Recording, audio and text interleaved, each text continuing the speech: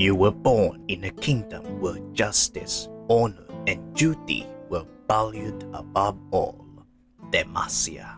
You were raised within its petrified walls, built to make you feel safe and protected.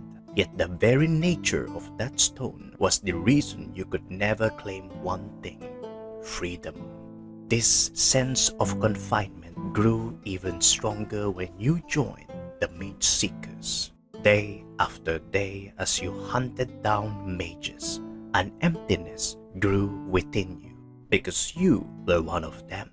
In Demacia, magic is seen as a curse, a disease that must be cured. Some feared it so much that they even confessed to the Mageseekers that their families or they themselves were mages. Almost every day you saw desperate people pleading for remedies that didn't exist, hoping to rid themselves or their children of this so-called affliction. And in the quiet corners of temples and homes, you sometimes heard whispered prayers to the winged protectors, begging for their magic to be taken away. But that same fear was why you joined the Mageseekers. For mages like you, it was the only way to avoid persecution, the only way to be accepted. You wore the mask so they wouldn't see you as a monster. But to the mages you hunted, weren't you already one? With every raid, every arrest, you wanted to quit. But the longer you stayed in the ranks, the harder it became to break free. Then one day, during an assignment, you and your fellow Mageseekers rounded up several mages. They all shared the same type of magic, plant magic. Most of them were elders, harmless by all accounts. You had joined the Mageseekers believing you were protecting Demacia, but this wasn't justice. This was madness. The doubts weigh on you.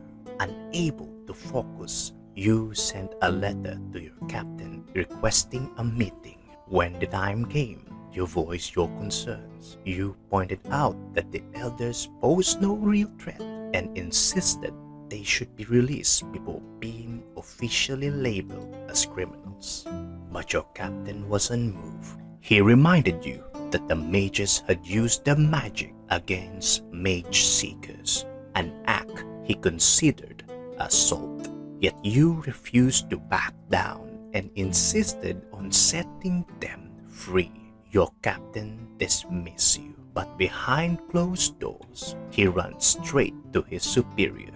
Your punishment was swift: expelled from the Mageseekers, thrown in prison, and worse, your family and friends were now under investigation for any ties to magic.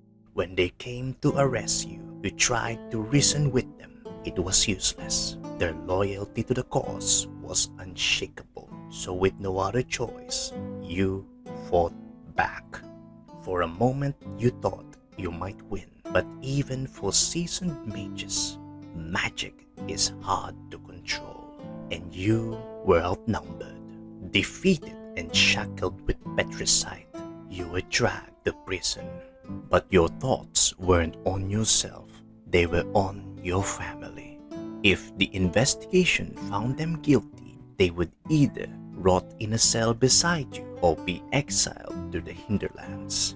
You tried to convince yourself they would be fine. You had to, because for now, survival was all you could focus on. In your cell, you starved. Your only food was rats. There was no water, only the petricide elixirs they forced down your throat. They made you nauseous, weak, drained of magic, but never of despair. Then one day, chaos erupted in the prison. Shouts of freedom rang through the halls. A man appeared before you, a mage from Dragonborn, Silas. He broke your chains and promised an end to oppression. If you followed him, He swore there would be no more kings, no more lords, no more cages. And what choice did you have? You agreed. You escaped with the others through the sewers and into the woods, where the rebellion had made its base.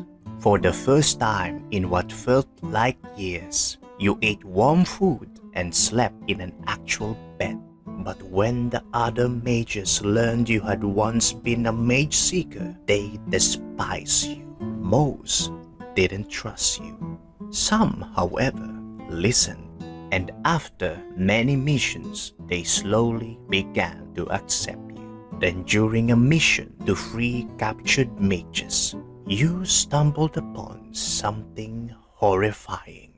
Beneath the prison, hidden in underground labs, you discovered the Mageseekers weren't just locking up mages. They were experimenting on them. Mages were being fused with beasts, turned into mindless creatures designed to fight without thought and obey without question. You and your team had no choice but to end their suffering. Death was the only mercy you could give.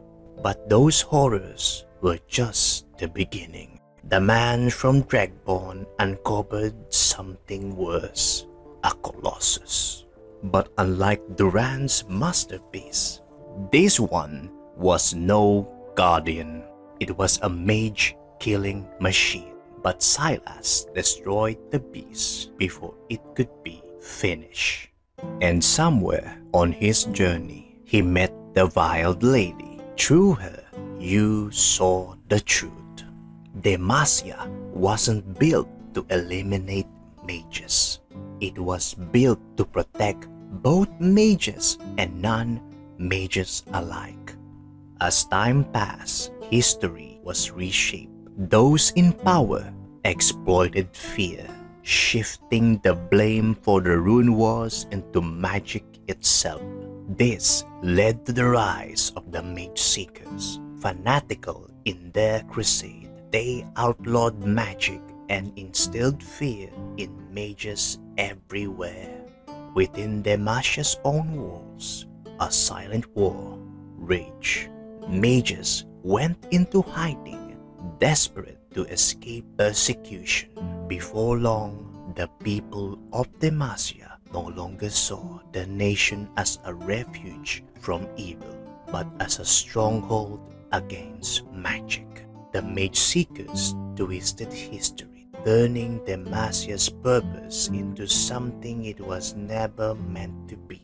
They fed you lies, and now you know the truth. The rebellion knew the truth.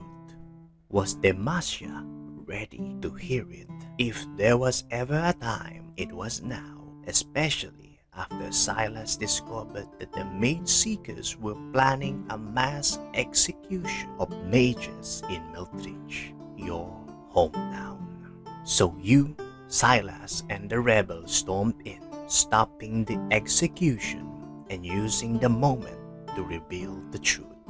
Finally, people saw the Mageseekers for what they truly were. You reunited with your family, but the Mageseekers wouldn't let this go unpunished. After a long, brutal fight, you and the rebels managed to escape and gained new allies. But the fight wasn't over. The rebellion's next move was clear: destroy the Mageseekers' experiments. Silas made sure of it. He tracked down the one who had sanctioned their cruelty, their leader, and then the mastermind behind the inhumane experiments. Neither survived. And as the rebels celebrated, an unexpected visitor arrived at your camp. Laxana, Crown God. She had taken leadership in the ruins of Demacia. Though she hadn't forgiven Silas for the past, her people needed help. The Mageseekers were planning another mass execution, this time in Demacia. She refused to join the rebellion, but was willing to fight to defend the city. In Demacia, the Mageseekers arrived and they brought silver-winged raptors, and the battle was long and brutal. Many lives were lost, but many also reunited. Brothers and sisters, once divided by their duty and beliefs, now fought side by side, and in that moment, mages and non-mages stood together as one. Meanwhile, Silas defeated the Mageseeker's leader, his former friend, and in her final moments, he made a promise.